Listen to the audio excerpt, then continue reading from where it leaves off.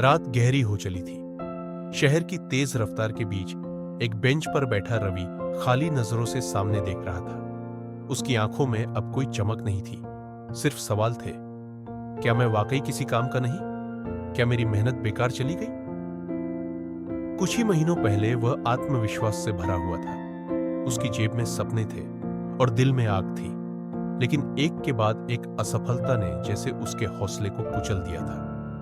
3 interview दे, तीनों में rejection. एक बिजनेस शुरू किया, सोचा था दुनिया बदल दूंगा, लेकिन कुछ ही महीनों में घाटा हो गया।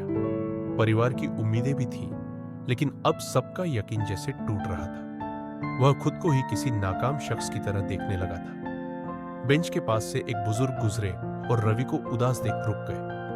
बेटा, क्या हुआ? रवि ने पहले अनसुना कर दिया, लेकिन फिर बोल पड़ा, मैं हार चुका हूं। अब कुछ भी करने का कोई फायदा नहीं। लगता है मुझ में काबिलियत ही नहीं है।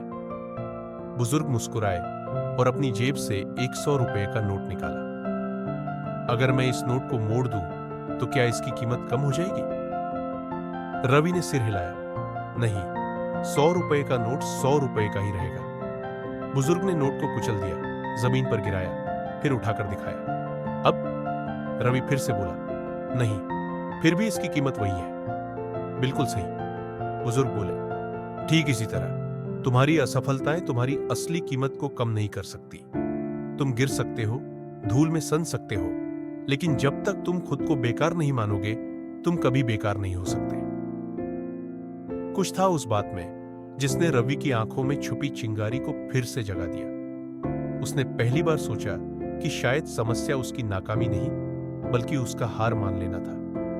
वह पहले सिर्फ असफलताओं को देख रहा था, लेकिन यह नहीं देख रहा था कि उन असफलताओं ने उसे क्या सिखाया था।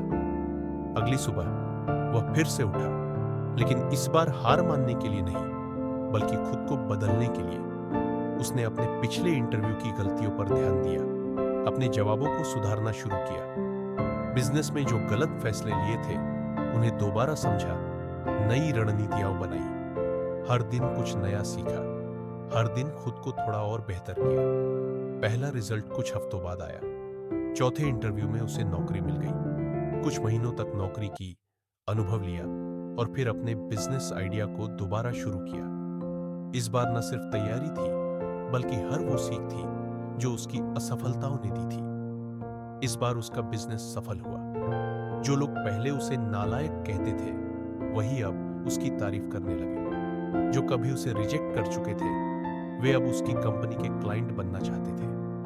कुछ ही सालों में उसने अपनी एक पहचान बना ली, लेकिन वह उस बेंच पर बैठा हार मानने वाला रवि नहीं भूला। एक दिन वही बुजुर्ग फिर से उसके ऑफिस के बाहर मिले। रवि ने झुककर उनके पैर छुए और कहा, अगर उस दिन आपने मुझे नहीं समझाया होता, तो शायद मैं आज यहां नहीं होता। बुजुर्ग ने मुस्कुराकर जवाब दिया, मैंने कुछ नहीं किया बेटा, तुम्हारी असली ताकत तुम्हारे अंदर ही थी।